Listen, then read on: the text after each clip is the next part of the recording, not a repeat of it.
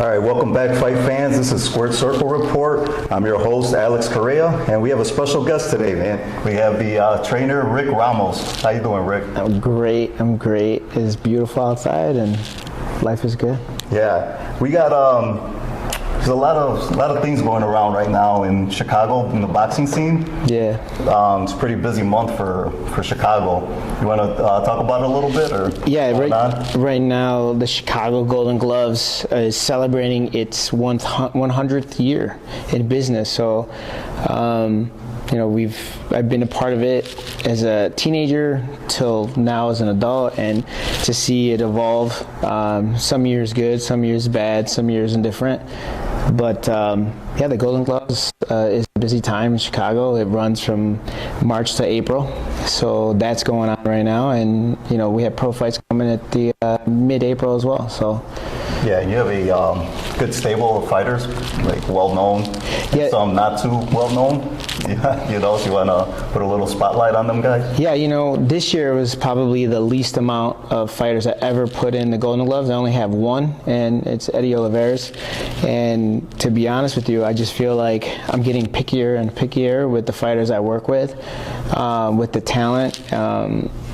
Back in the day, it would be like anyone who came to my gym would fight in the Golden Gloves, and but I started doing tryouts and started nipping, the guys who I didn't think had a chance to win it. We would go a different route with them and then come back and revisit those opportunities later. But so right now I only have one in the Golden Gloves, Eddie Olivares, and we're in the semifinals, which is happening next Saturday. So Eddie fights at 147. And, we'll see how it goes. I mean, win or lose, I think we'll turn pro immediately after that. And I think Eddie's style is a little bit more of a pro style. I definitely don't think he has an amateur style. And, we're excited to see where it goes. I think he will win the tournament, and then we'll turn pro after that. But, whatever happens, we're going to turn professional right after. All right. Is it more like you don't want to deal with the nonsense of the people not committed themselves to the fighting, or you just want people like legit all in? I think there's a couple of things. I think the Golden Gloves is probably too long.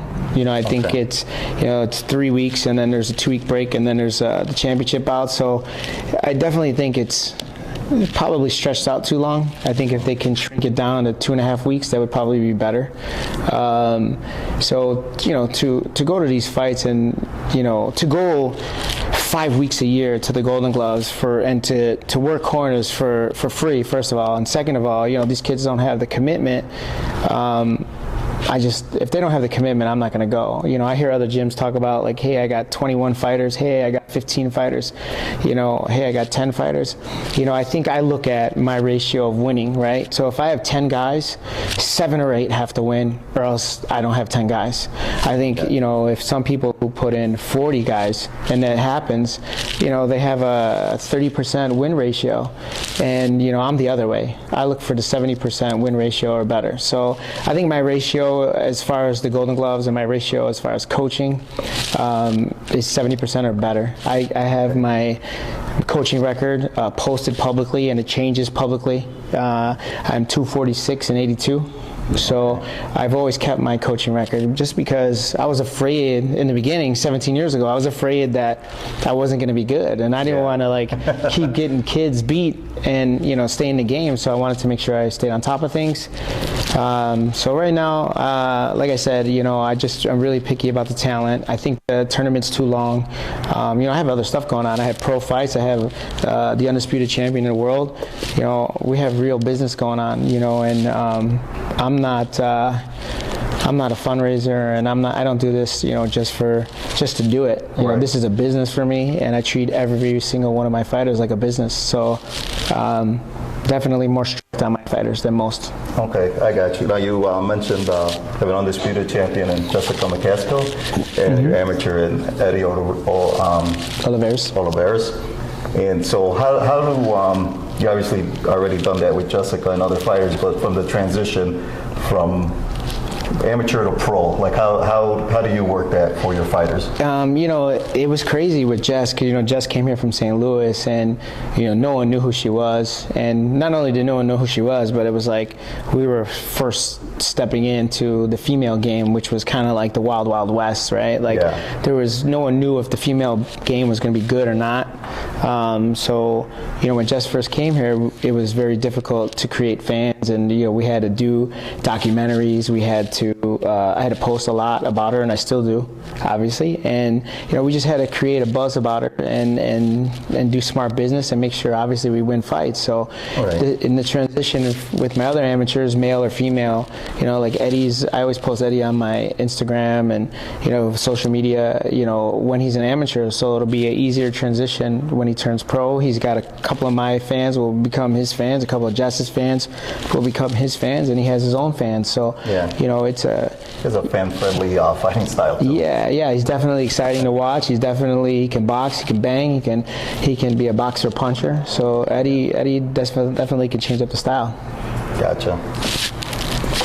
All right, and what other fighters you have in the World Round Rumble? So April 8th is Hits Boxing Promotions, and Bobby Hits is a legendary Chicago guy.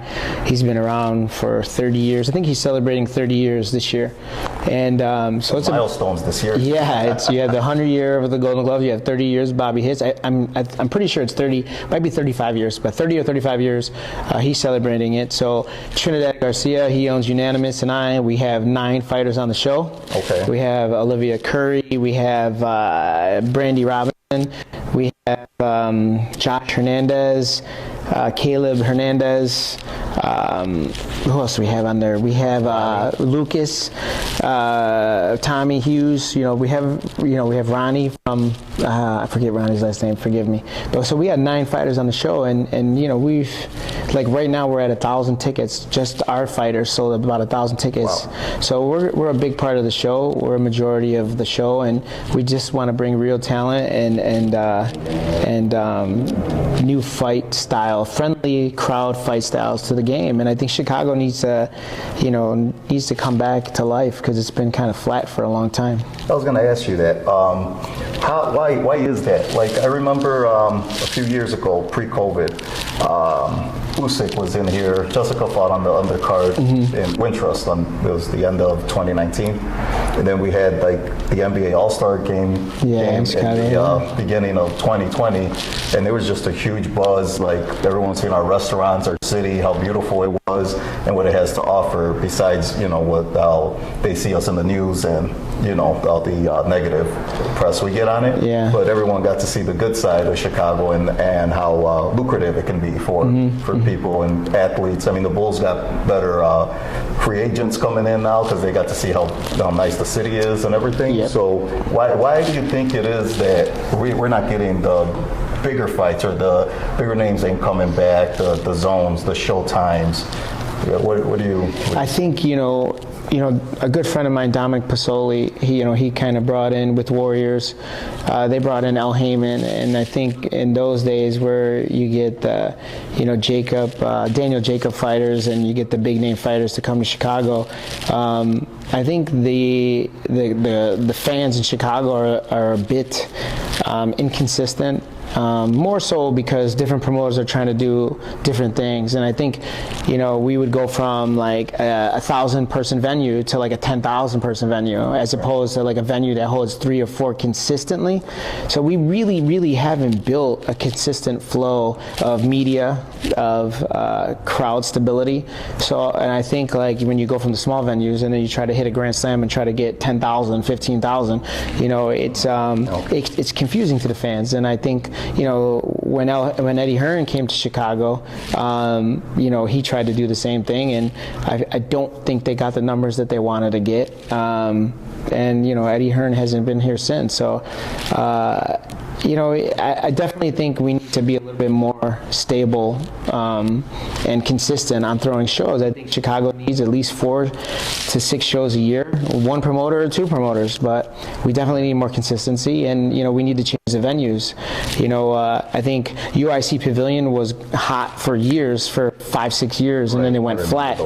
Yeah, and then I think to go from UIC Pavilion to Wintrust Arena was a new arena, was probably a little too big. They should have went to an 8,000 person venue, or maybe not even that big, maybe a 4,000 or 6,000 person venue, and then walk it up. Is that a 10? The Wintrust? I think the Wintrust is 14, I believe. Oh wow! Yeah, that much. Yeah, 12 or 14, I believe. But it was a lot, and it was, you know, to go, like I said, to go from the consistent crowds at UIC Pavilion, which was like 1,200 people, to 12,000, whatever it was, you know, is a big jump. And, you know, I think like I said, we need to commit to a strong venue that holds 3,000 or 4,000, and we need to build the talent. You know, I think a lot of people in Chicago, and, you know, I say this, and this might be frowned upon, but I think a lot of people in Chicago do boxing part-time.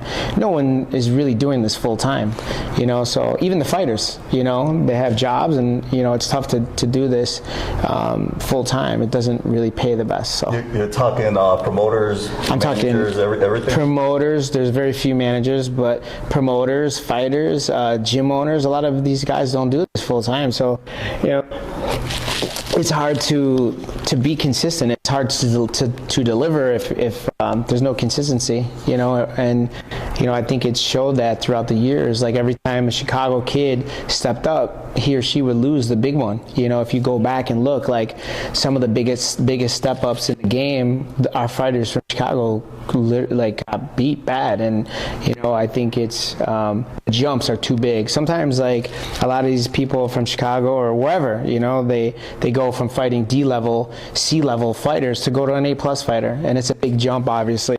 Instead of taking your time, you know, I feel like a lot of fighters in the past, you know, and I'm guilty of it too, like put our kids in maybe too soft, you know, maybe not walk up the opposition correctly. So they'll go from guys who are 1-10, 5-15, and then fight a guy who's 27-0 and then get smoked. So, you know, we have to fix that ourselves, and not only myself, other gyms, and, you know, we got to step up the talent, we got to step up the training.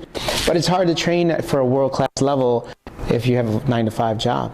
You know, I don't care who it is. I mean, I think one of the only few people who did it was Jessica McCaskill, and she was working 9-to-5 and you know, winning a world title. I mean, going to work on a Monday, and she just fought for undisputed on fucking Saturday. Yeah, celebrating and off to work. Yeah, it's fucking crazy. And I can honestly say that, you know, she did it working a full-time job, but it takes a very special person to have a full-time job and win not only win a world title, to be undisputed. Yeah, those need to be applauded more. No doubt about it.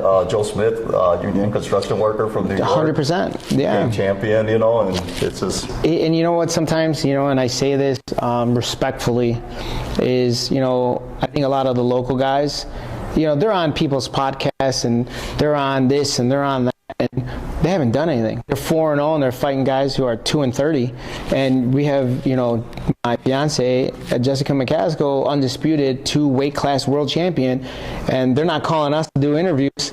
They're not calling me to do an interview, and maybe I'm a little too real and a little too honest. I'm probably a little too guilty of being honest about my opinion, but I don't think what I'm saying is off. And, you know, I see guys who are 4-0 or 10-0 who've never fought anyone at all, or never fought anybody with a 50-50 record, or on Channel 9, or on like, or being praised at the Chicago Golden Gloves. Hey, so and so's a legend, when that person never fought anyone with a 50-50 record.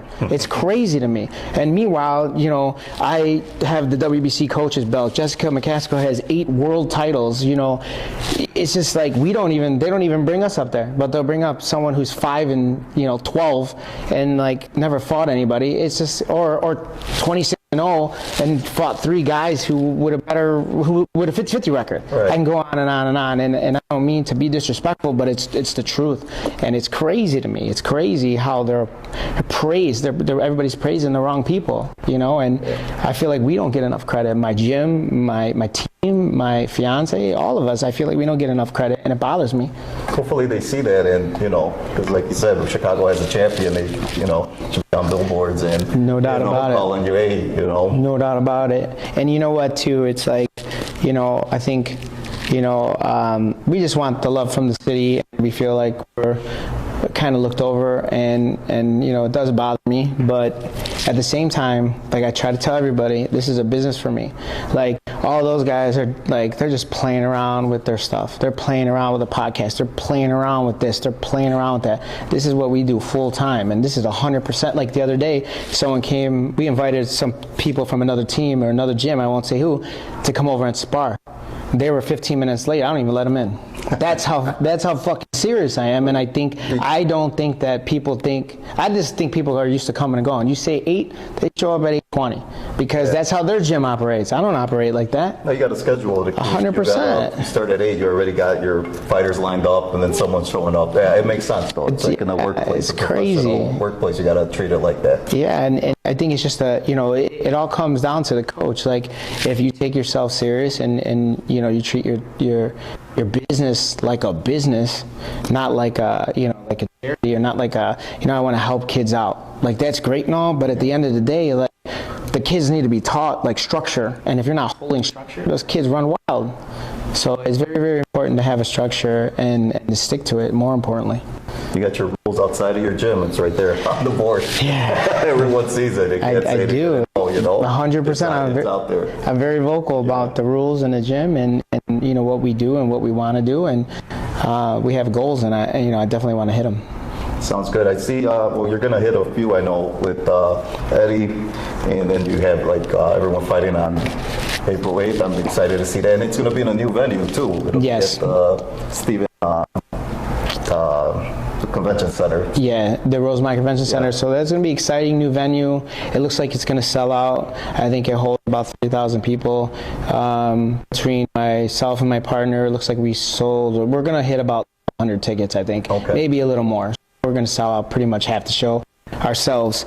And, hopefully the fans fill in the rest. I think we're gonna. And, like I said, Josh Hernandez is back. Josh Hernandez is coming off a bad loss from, overseas. So now I'm training Josh Hernandez full time. We implemented a new style, new training method. I think it's going to work for him, and I'm excited to bring him back because there's big plans behind a victory if he gets through April 8th. So I'm excited about that. I can't wait to hear what they got in store for us. Yeah, so we'll see what happens. I'm excited, Yeah, because he took that fight last minute too. So it was last minute. It was a little more calmer. Take the, It was last minute. Set button and everything.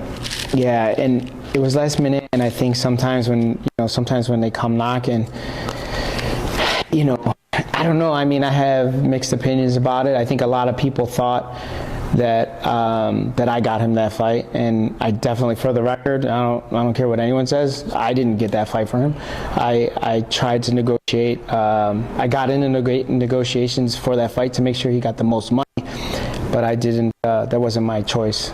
So I just want to be clear about that. But now going forward, I will be making decisions for Josh, and hopefully it'll all work out. And I definitely see Josh being a threat at 135, maybe 130. We'll see. Okay, sounds good, man.